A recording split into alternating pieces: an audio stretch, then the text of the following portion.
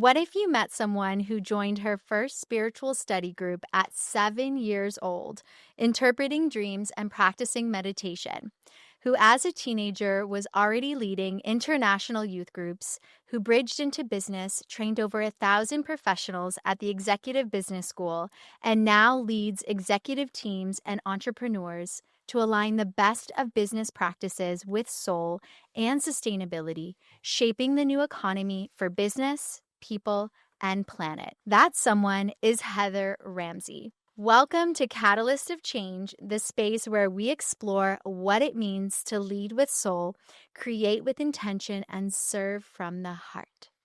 Our guest today, Heather Ramsey, is a master facilitator and business muse with over 3 decades of experience weaving spirituality into every dimension of life, work, and leadership. Through her ventures, Rewired for Business and Rewired for Mindfulness, she helps leaders align strategy with soul, cultivate equanimity, and unlock their highest competitive advantage. She is also the founder of Zapotec, Deep Belly Release, and the Presencing Playground, guiding people into profound healing, presence, and the art of flipping the switch from matter to energy. She studied for over 25 years with Shinzen Young, the genius behind the science of enlightenment. She has traveled Asia solo for a year of deep retreat practice and creates energetic spaces like dance prayer, which is where we first met. So friends, get ready. Today on Catalyst of Change, we're going to get spiritually plugged in with none other than Heather Gemma Ramsey of Rewired Worldwide. Let's dive in. Wow. I want to meet her. Yeah. Who is this mighty muse? Oh my gosh, there is like so much goodness to dive into with you and your embodiment and journey. Like first, I just at the very first line, I'm like 7. Yeah. Like tell us about this. Like what? It's This rare. is amazing. I mean, it is. My parents were born both into Roman Catholic, all good. Yeah. Both left, both went searching, both went sort of agnostic, like kind of in that void, no man's land of I don't know what, and then found Unity Church. They found the Association for Research and Enlightenment. They found Edgar Cayce. And so I was in these spiritual study groups, and I'd like go as a kid on the subway by myself across town to Cabbagetown and learn how to interpret my dreams. And I would have like a book with, 26 pages, A, B, right through Z for all the symbols of dreams. Wow. Like, your car, for instance, represents your body, the vehicle that carries you around, etc. Like I still remember some of the stuff I learned when I was a kid, and they were the stories that entertained me. And whether they were my dreams or whether they were other people's, it would be one of my party tricks in school just to and do a damn good job at it of interpreting people's dreams. Because for me, it's our most custom free, always with us, like therapist or muse, or now your ChatGPT therapist or whatever is the modern version thereof, but they're always with us. Wow. Yeah. That's amazing. And all of your experiences, moving from this wildly spiritual and like empowering youth and all of this world, and then bringing that into the world of business and executive leadership. Like that is amazing. How was that journey and that transition? I can put it in a nutshell. I was the peace, love, and herbs in the business school. I was the one, in business, then I focused in on marketing, but I was the one who had no TV, didn't watch advertisements, had no magazines, but, the ads in the subway or something would be my reference point. And, people in the biz school would be saying, I'd like to teach the world to sing, as if that was my last ad I'd ever seen, like old Coke ads or something. So it was a transition. Like I had hardcore, like dudes that were like 3rd generation, like accountants or entrepreneurs, and they were following the legacy of their mothers or their fathers, and they were after the cash. And then there was me going, well, I helped some guys run across Canada for Sick Children's National Run, and that was called public relations. And the founder of the Sick Children's Hospital said, well, the closest to that is marketing, and the closest to that is business. So I end up helping humanity, like literally a catalyst for change as a teenager in high school, helping 5 of my pals run across this country and raise money for sick kids. And somehow I find myself in business school.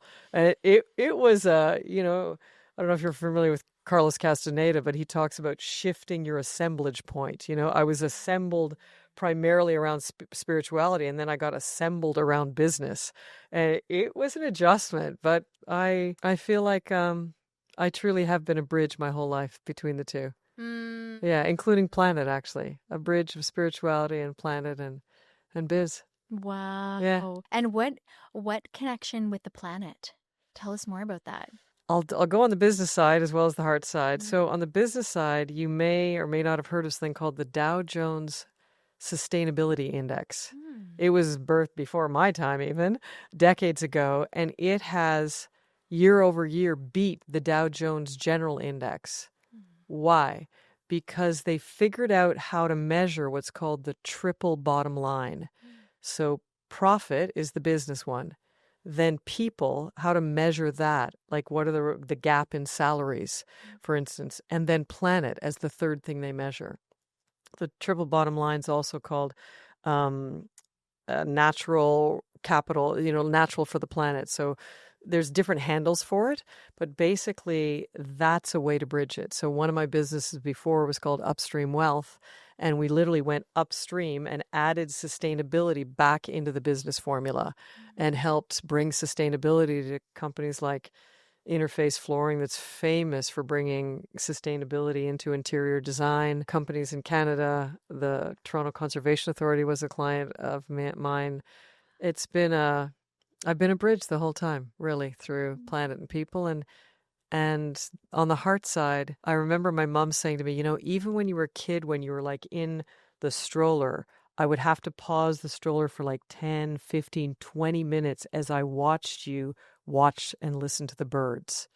So there was some kind of deep inner drop-in vibe that I kind of carried with me from other lifetimes, I think, as a kid. And so that drove, and then I found my place in being a bridge between planet and people and profit. Wow. Yeah. Oh, this is amazing. And you know, you have this it's like this very special presence. Like I remember, so we first met, or I first saw you. I was like, I don't know if you, because I was sort of more in, but there was like a fire, this beautiful bonfire, and you did this amazing speech, and it was so moving about humanity and about connecting to the divine and being that embodiment. And you clearly do embody that.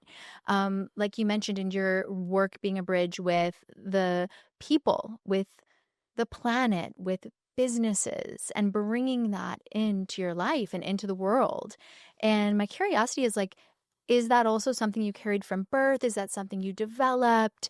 Was there like a trajectory or like a journey to get to that place of embodiment and connecting with that divinity within you? What have been some turning points on that journey? Did you know that over 70% of young people in the United States report struggling with anxiety, and more than 1 in 5 teens experience a mental health challenge each year? At Love, Peace, Harmony, we believe in the healing power of art, music, and community. Our programs help youth express emotions, build confidence, and rediscover their joy and purpose. Your $35 monthly membership directly supports and impacts emotional wellness programs that change lives, one song, one calligraphy, one heart at a time. Join the movement. Become a member today at lovepeaceharmony.org. The spirituality and the planet stuff came early, for sure. I was lucky. Like what I started at 7, people hit at 37 or 47. So I was a few decades ahead, for sure. And having said that, one of the highlights, actually, you honored him in the introduction, Shinzen Young. I've done over 2.5 decades of study with him, and the man is a genius. And among other nuggets of gold, I would say, you know, if I had to distill it down to my absolute single most favorite word on planet Earth, if I had to have one word, if I had to have one food, it would be avocados. If I had to have one word, it would be equanimity. And he taught me that, and he's taught thousands of people that. And for me, that is the unsung hero in the entire spiritual path. You know, people talk of, oh, mindfulness. I've got a mindfulness practice. I'm going to do some mindfulness meditation. I'm going to mind. And it's great. It's half of the Buddha's breakthrough. It's half of the formula, you know, to, for instance, be aware of our souls right here sitting in the seat, along with our bodies in the chair, along with the mic, along with everyone who's listening out there, is expanding our mindfulness or awareness. But if we're still agitated by the mic in our mouth or the fact that I can't see everybody and I want to see their faces, then we're not equanimous. Then we're not deeply allowing. So it's that deep awareness along with the deep soaking every moment with this deep allowingness, this deep okayness with life, that is the actual purifier of consciousness. And so I have done my more than 10,000 hours at watching, at being aware of and bringing, soaking equanimity into life for myself and for others, and in training and in Rewired for Mindfulness. So it's, another way, actually, just as a summary, that he is, you could encapsulate it in 6 words, two formulas. Any experience, whether pain or pleasure. So experience times resistance, which is the opposite of equanimity. Resistance is, I don't want it. I want more of it, or I don't want that enough of it. Experience times resistance equals suffering. Any experience, pain or pleasure, times equanimity equals purification, purification of consciousness. And so, yeah, whether you're listening to this, whether you're bopping around in the world, whether you're making a business happen, are you resisting what's happening, or are you literally allowing life to flow with you and you to be part of that river in a way that actually has you access to the infinite field, to infinite possibilities, to ease in your body, to higher wellness, to deeper love? Like it's the ticket. Oh my gosh, It's the this ticket. is like, It's the equanity's my jam. If I had to pick one aspect that really made the difference in my entire spiritual career. wow. Yeah. Well, you know, when you say equanimity, it's a word, equanimity. And to like an untrained ear, you know, doesn't know any of the background that you just shared with us, it's like, oh, equanimity, okay, being equal. So what you just shared, there's so much depth. Yes. And like a whole other level of like what equanimity even is. Yes. So I'm curious, like even just to share a little bit more, like what is equanimity to you? You shared the equation, of course, but what, like, how would you describe that? I'll maybe give you a moment of a result first and then reverse engineer to defining it. I was just away up on the north shore of the St. Lawrence River, where the Saguenay River meets the St. Lawrence River at Tadoussac. And there's a whole group of us, and we were, oh my God, blissed out on beluga whales and minkies, and we saw tails of blue whales, like, wow. And it was the last day, and one of my pals was just going through a little bit of dissonance. Like, you get all those highs, and then you're kind of thinking about what you're going home to, which might not be perfect. And so he was sitting beside me on the rocks, and we were pretty silent. And he just said that word because he knew that it was the jam for me. He just said equanimity, kind of saying it and kind of asking about it in one tonal voice. And I knew that he at least knew that some people never heard of the word. Some people don't know how to spell it. Some people heard of it, think they know it, but don't really. And I spontaneously guided him through soaking that moment with equanimity. And so, for instance, we were aware of the first muscle is mindfulness or awareness. The other muscle, the other half of the formula, is equanimity or allowingness. So I always start with awareness or mindfulness. So okay, so let's just be aware of like the rocks under our tush and the sparkle of the light on the water, and on the physical side and on the visual side, and yet the maybe slight agitation on the heart and mind side of, we got to leave this soon. We got to leave this seeming paradise and go back to our normal lives. And where do you feel that in your body?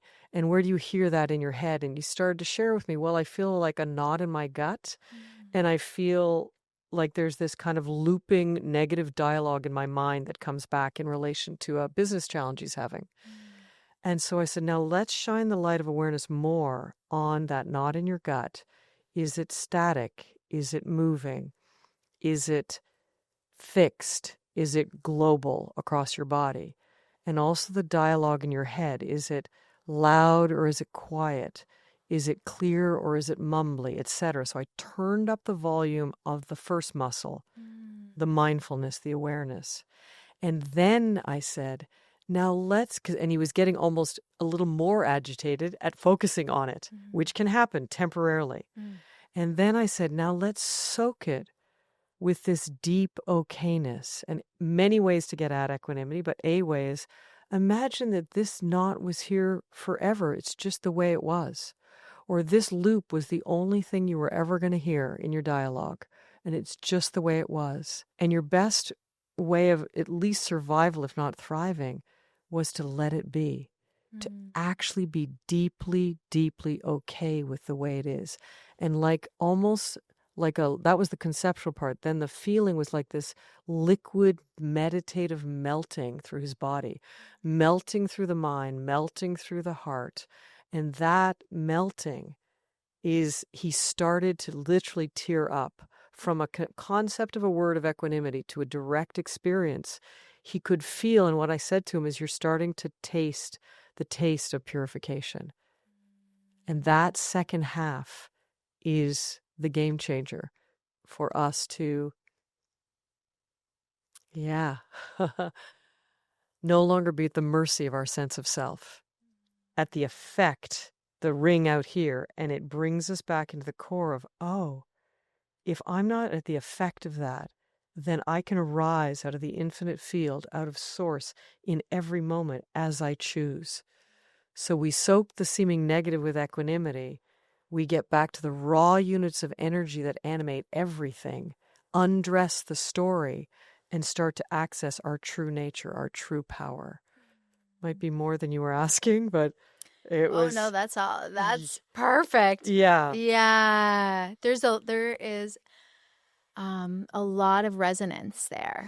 And in many ways, it feels like a lot of ancient wisdom from a lot of ancient sacred texts, for example, or sutras, that is actually being brought in a very pragmatic, accessible, and practical way in what you're describing of how to actually be on the path of, you use the word, for example, purification, to reach enlightenment or to reach that state of lightness. Lightness is definitely a taste on the way. Yeah. So that's wow. Another way I just remembered that, because I said usually I go through the mindfulness door and then soak something with equanimity. I have had a long, deep practice where I've come in through the equanimity window. And so I'll just sit down in meditation, or you can be bopping around the world. But the main cue that I give myself, it's like a question, a meditative question, is, what needs equanimity now? And immediately I might feel, a little kind of tightness in my back. Let me soak that with equanimity. So the question of what needs equanimity now has the light of awareness shine on whatever has a little bit or a lot of the opposite, of resistance, of gripping, of agitation. And so that's actually one of my quickest ways into practicing equanimity. Well, there's a few things in what you shared that I'm curious to speak to. One is when you said, let it be. That is a different sensation, a different feeling than let it go. Thank you. We try to change ourselves a lot, and it's great. We're never static. We're dynamic. We're creative human beings, and there's a positive side of ever creating, ever growing. And at the same time, this gotta fix it, something to fix, something's wrong, and I've got to get rid of itness is actually the opposite of equanimity. And it is a form of resistance to what is now. And therefore, I've got to let it go. You got to let that shit go. You got to let that go. I should let that go. And there's a force and a push to that vibration, and often to those words. And usually that's at a macro level of, I got to let go of that thought. I have to let go of that habit. It's at the macro level. Equanimity soaks in at the micro level.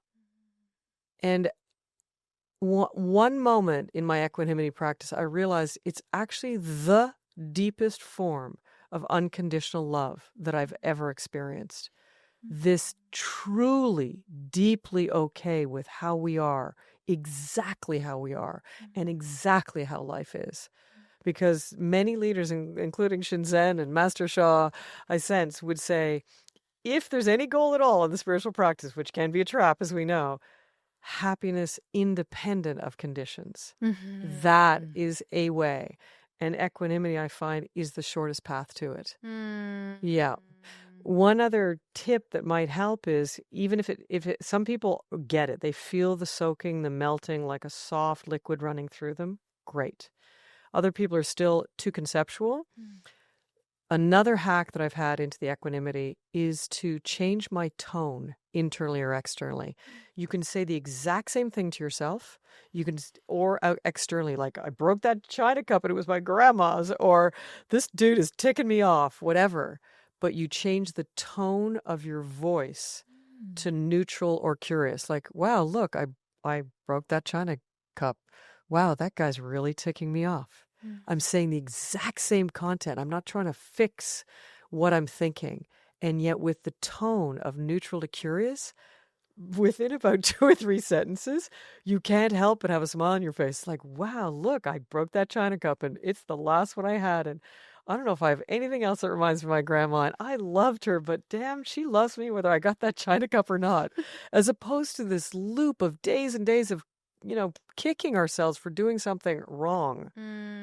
So that is one of my best hacks, is to apply a neutral to curious tone. And I highly recommend it. Like the next 24 hours, the next 7 days, say everything internally to yourself and or everything externally with a neutral to curious tone, and just see how it transforms your life.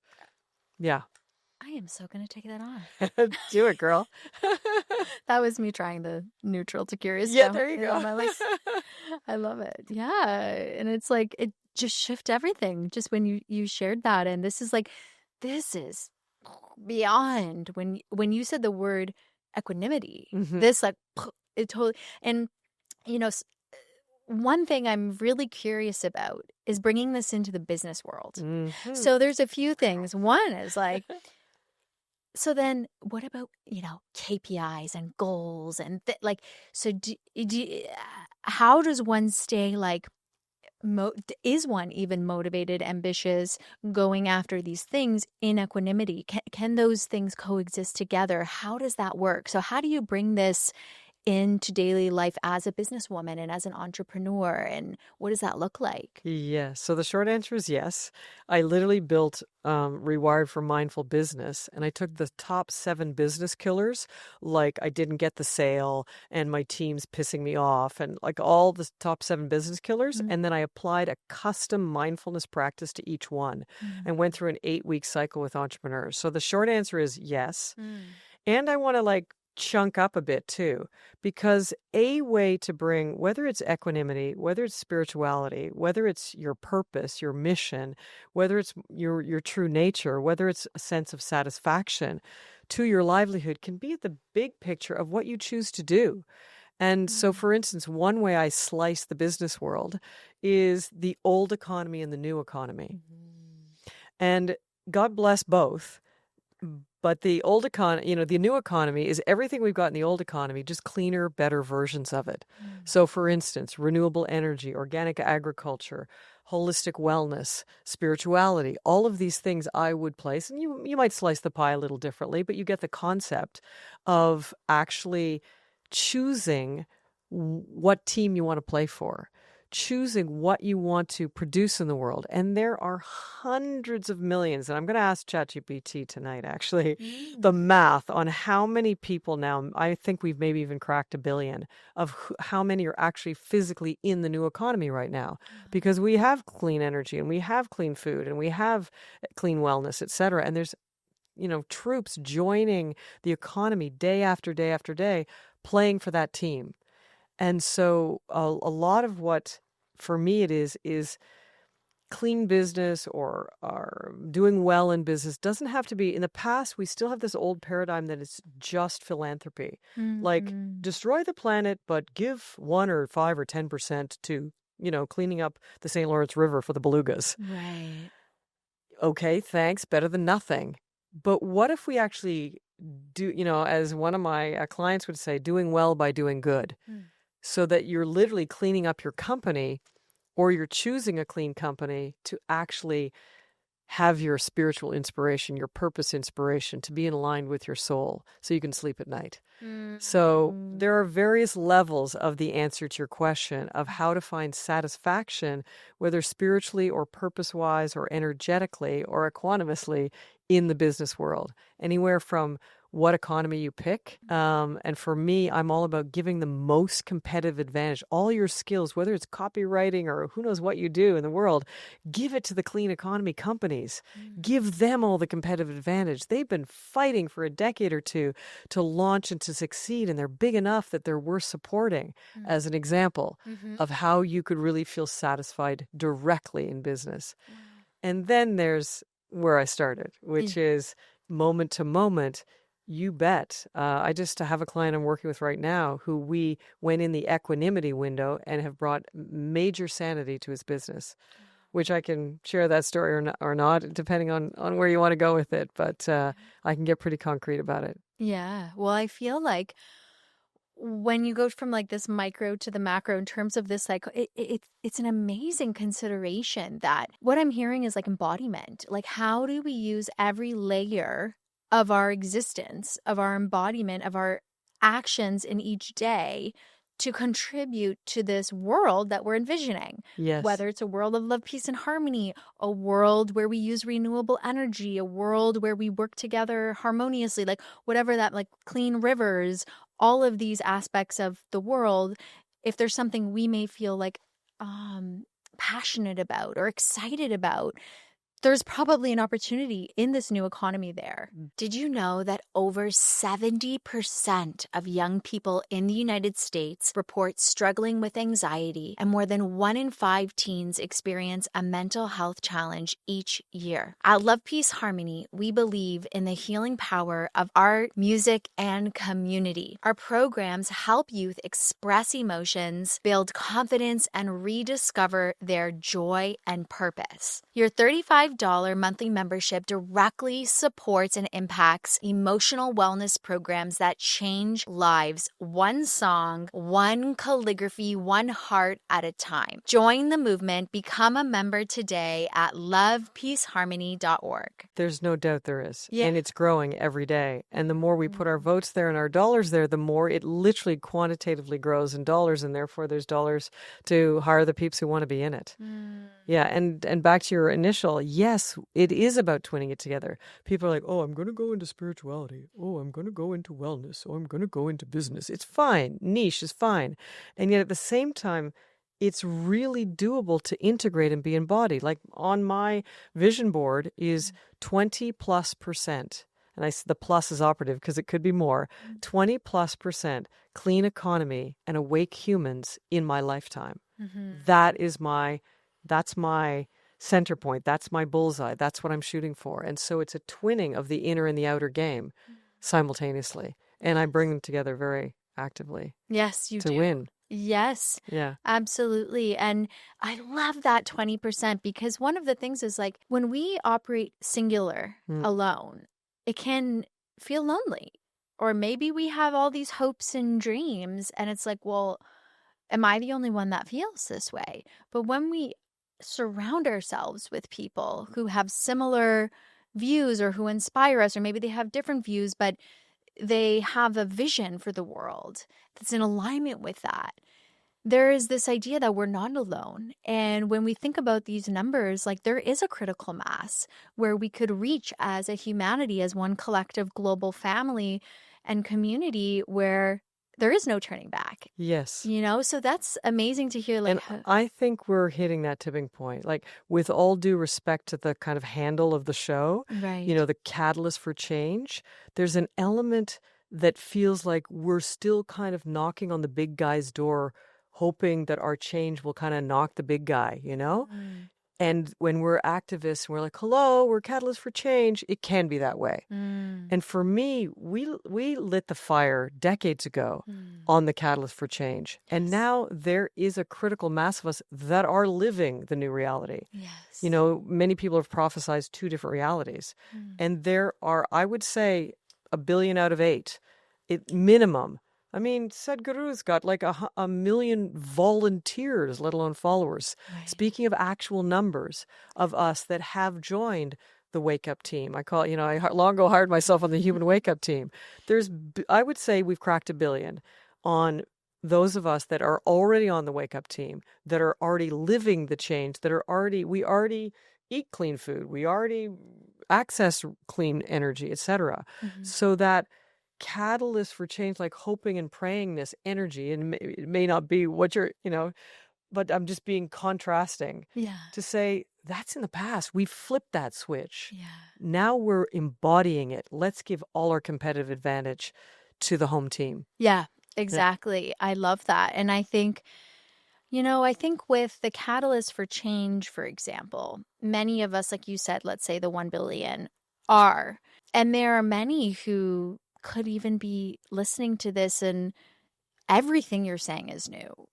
They never even understand, there is a new economy or this concept of equanimity. And I feel like when we're so marinated in like-minded and like-hearted people, we can forget sometimes that there's so many people that coexist on this planet where that's not even in their realm of consciousness. They may have never even tried meditating, or that's not even like in their consciousness. This whole idea of a new earth is like, well, why?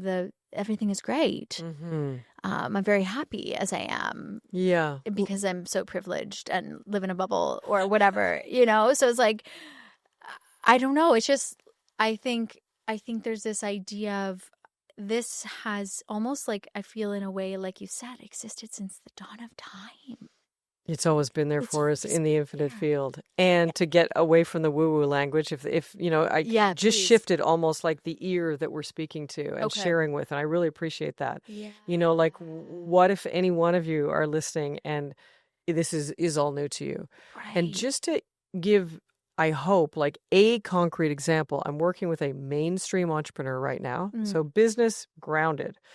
And his business got hit twice this year, like big time. Hit with the tariffs, hit with a whole like online platform pull of advertising, like bam, bam. And his internal experience has been, before we work together, is the house is on fire. We need triage. People are bleeding and the business is bleeding. And we need to figure out how to close this puppy down before and stop the bleeding. So he was going, as is possible for any one of you, in business or in a challenging time in your finances, even if you're like employed with another company and you've got some challenging times, that there's this swing that we go from 100% my life is great to 0 holy, what. And he went on that swing. And we talked about outer business strategies, and we talked about, and I guided him through inner mindfulness and equanimity as well. And what came from that in a very concrete way is he realized there's actually 5 scenarios, not 2. He was in the 100 scenario, and he'd ridden this business for like 30 years. Golden goose, was going to run it to the finish line, ecstatic. And now what? So yes, there's 100% it's going to fly in any situation, relate to your life, or 0, it's going to die, whether it's a relationship, a business, or a job. Then we realized, even if the tariffs don't come back, you've actually got 80% of your business. So we can right size to that scenario. Then there's another scenario. If the tariffs and the proactive lead gen doesn't come back, we can go to the organic traffic. So you still got a 40% business. And so all of us, and then the 5th option was build it to sell it. You can still sell it. So all of a sudden we expanded his game board from the infinite field of business grounded possibilities. And we brought awareness, and we brought equanimity to it, that he was deeply okay with it now. Or he's on the road to it. It's a work in progress as we're working together. And so he's more mindfully and wisely choosing which door of options. And he's implementing that right sizing better. As an example, of taking this perhaps conceptual and making it concrete, applied to business or to life. Well, you mentioned this infinite field, and like you are literally explaining how to access it. Yes. And this is like what you're saying, like it's so rooted and grounded. It is not woo-woo. Like this is what, Nikola Tesla talked about. This is what like so many scientists and people have spoken about, as well as people who are spiritual. But this is like tangible, yes, what you're saying. And you just like literally showed this whole process and example of that and how we can utilize it in our daily life. And even in relation to everyone who's listening right now, we are in another slice of the infinite field. So one of my favorite things to do is to flip people from matter to energy. Yes. Because energy is our true nature, and it's where we access the infinite field of possibilities. So we could be in the world of matter. It's like you and I are matter. We're sitting here, we are sitting in a chair, we have mics in our face and water that I can barely reach between the mic and whatever. It's all good. That's the world of matter. Or we could flip into the primary awareness of us as energetic beings, which we are, I will say, is my belief anyways. I don't want to impose that, but let's just say we'll start with that as a baseline. We flipped the awareness at minimum of the energy that animates our body. Even if you don't believe in a soul, the energy that's animating your body, if it wasn't there, you'd be dead. So if you become aware, each one of you listening right now, to the energy that's animating your body or your eyes or your ears, your awareness, and flip to that. It's like a figure ground reversal, to be more aware of the energy that's animating you than the matter that you are. And then from there, you can more easily access at least choices, if not the infinite field, if not the energetic frequency of what you want, and then fire it towards the infinite field. And because it's infinite, it has a match, and it will come back to you. That's a whole nother teaching. But I wanted to give at least a mini brief experience of, there's people watching live now. There's people watching when it runs at the first time. There's people going to watch years later. And they are still in this infinite field. Regardless, we've collapsed time. And no matter what time you're watching it, you're in the infinite field of the possibilities that we transmitted to and you're receiving from. So it's everywhere all the time. And I'm trying to give it a concrete example to make it tangible for people. Yeah, that is super tangible. Like using this whole experience as an example. Yeah. And often, like, I love feeling that when you're at like a ancient site or something, like, like imagine, let's say you're at the pyramids when, Cleopatra walked these halls or like something like that. And like that is the field. Yes. Like that was there at some point in time. Or have you ever been, like, let's say back to a place from your childhood, like an old hallway or an old home or a school or like something nostalgic, a forest, and you like stand at that same rock and it's like, oh my gosh, I literally remember being at this rock when I was like 4 years old. I have a rock like that in the St. Lawrence River when I was 4 years old. And the tides would go out and we would climb on this rock when the tides would go out. And then we'd see where the tide was, depending on how high it was on that rock. I can picture that rock right now. You did very well. Thank you. I think I was on the rock with you at that moment. I'm like, yeah. Yeah. And your Cleopatra piece is powerful too. Speaking of possibilities, let's say you picture something you want, whether it's relationally, whether it's business-wise, whether it's life, whether it's happiness, like picture one thing. And then imagine who would be in your mastermind to assist you in creating that. Who is an entrepreneur that already has that? Or who is a lover that is an example of one that you would wish? Or what is a home that, et cetera, et cetera. And you can pull in a virtual mastermind. So Cleopatra may be part of a mastermind for you for a particular drawing in a particular era. That's another way of energetically playing with the infinite field to collapse time, bring it all to the now. Like I've created masterminds all around me for particular themes. And then I've got this powerhouse of energy that I fire towards the infinite field and receive that back and manifest in record time and effortlessly by doing it.